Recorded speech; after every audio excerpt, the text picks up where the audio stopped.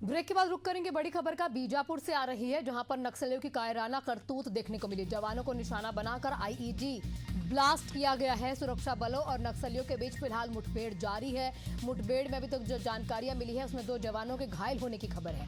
आवापल्ली के एक इलाके की ये पूरी घटना बताई जा रही है। इलाके का नाम है मुरदोंडा, जहां की ये पूरी खबर है। बता दें आपको, आवापल्ली के इलाके की ये पूरी जो मुठभेड़ है बताई जा रही है, वहां पर हुआ है। नक्सलियों की कायराना करतूत कहीं ना कहीं देखने को मिली। आईईडी पहले से प्लांट किया गया वहां पर, और वहीं जहां पर प्लांट किया जाता है, जब सुरक्षा बल के जो हमारे जवान हैं वहां से जा रहे होते हैं तो वह अचानक ब्लास्ट हो जाता है। और इसी दरमियान जब फायरिंग आपस में शुरू होती है दोनों ओर से, तो हमारे 2 जवान जो है, जो जानकारी अभी तक आई है, 2 हमारे जवानों को भी गोली लगी है। बड़ी जानकारी आपको बीजापुर से दे रहे हैं। जवानों को निशाना बनाकर आईईडी प्लांट किया जाता है, ब्लास्ट हो गया। सुरक्षा बलों और नक्सलियों के बीच मुठभेड़ जारी है। 2 जवानों के घायल होने की खबर आई।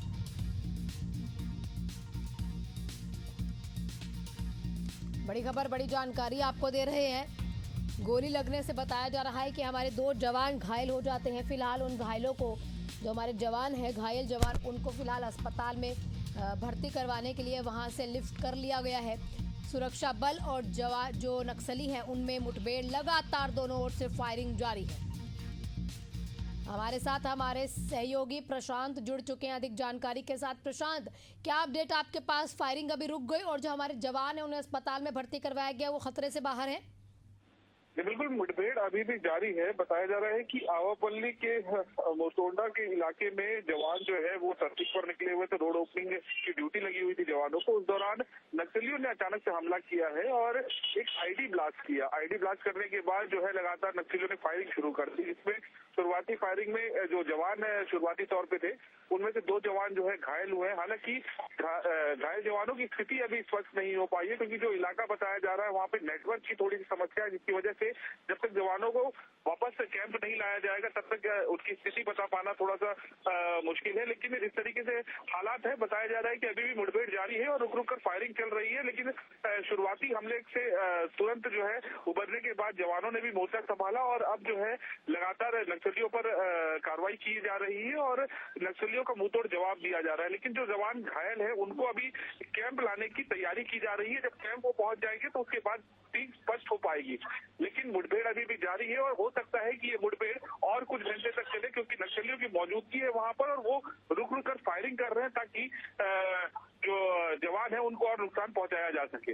लेकिन प्रशांत, बताया जा रहा था कि पहले से आईईडी वहां पर प्लांट की गई और वो ब्लास्ट भी हुई है। क्या उस ब्लास्ट में हमारे जवानों को कोई खतरा? इसके अंदर ये भी समझना चाहेंगे कि इतनी भारी मात्रा में उनके पास इस तरीके की विस्फोटक सामग्री कहाँ से आई?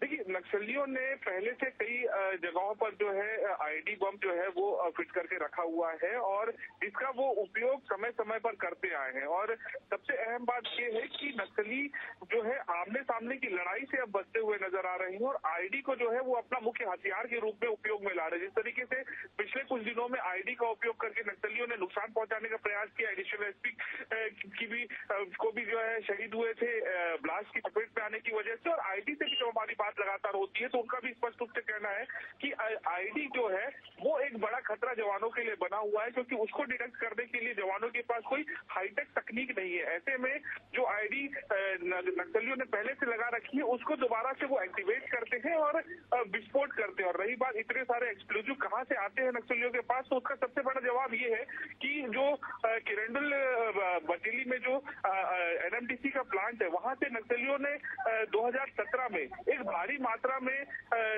जो बारूद है उसको वहां से चोरी किया था, जिसको लेकर वो गए थे और उतना अभी तक आईडी विस्फोटक जो है वो अभी तक बरामद नहीं किया जा पाया। तो इसका मतलब ये है कि वो जो बारूद है उसका उपयोग लगातार जो है समय समय पर नक्सली कर रहे हैं ताकि जवानों को नुकसान पहुंचाया जा सके और आमने सामने की लड़ाई से बचते हुए नजर आ रहे हैं। जी ठीक प्रशांत, अभी क्या जो स्ट्रेटेजी है वो कहीं ना कहीं जवानों के द्वारा बनाई जा रही है? कितना बड़ा इलाका है जिसको भी घेर लिया गया है?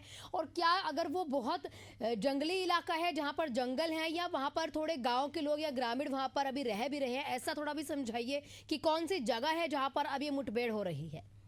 देखिए, जो इलाका है बताया जा रहा है सघन जंगलों का इलाका है, क्योंकि वहां पर कुछ निर्माण कार्य चल रहे थे, जिसकी वजह से जवानों को रोड ओपनिंग के लिए भेजा गया था ताकि वो निर्माण कार्य में नक्सली किसी भी प्रकार से दखलंदाजी न दे और निर्माण कार्य सुचारू रूप से चलते रहे। तो जैसे ही वहां पर ब्लास्ट हुआ और ये सूचना पुलिस महकमे पर पहुंची कि नक्सलियों द्वारा हमला किया गया है, तो तुरंत बैकअप पार्टी भी भेज दी गई है और फिलहाल जो है बैकअप पार्टी वहां पर पहुंच गई है और बताया जा रहा है कि उन इलाकों को पूरी तरीके से घेरने की तैयारी जो है वो जवानों द्वारा की जा रही है और इस पूरे ऑपरेशन में डीआरजी, एसटीएफ और सीआरपीएफ कोबरा की संयुक्त पार्टी को वहां पर भेजा गया है ताकि किसी भी प्रकार से जवान कमजोर ना पड़े और जवानों की संख्या इतनी रहे कि नक्सली वहां से भागने में सफल ना हो पाए। लेकिन फिलहाल स्थिति यह है कि सघन जंगलों वाला इलाका है और अंधेरा का फायदा जो है नक्सली हमेशा से उठाते आए हैं। ऐसे में कुछ देर में अंधेरा बहुत ज्यादा हो जाएगा और जो इलाका है वहां पर पूरा जंगल है, ऐसे में वहां से भाग निकलने का प्रयास जरूर नक्सली करेंगे, लेकिन जवानों ने घेराबंदी करने का प्रयास किया है। आने वाले समय में ये स्पष्ट हो पाएगा कि इस ऑपरेशन में आगे क्या होता है, लेकिन फिलहाल तो 2 जवान घायल हो चुके हैं और उन घायल जवानों को वापस लाने की तैयारी के साथ साथ जवान जो है बैकअप टीम भी वहां पर पहुंच गई है और बैकअप टीम ने मोर्चा भी संभाल लिया है। जी प्रशांत, आप नजर बनाए रखिएगा, आपसे लगातार अपडेट लेते रहेंगे। आपका बहुत बहुत शुक्रिया।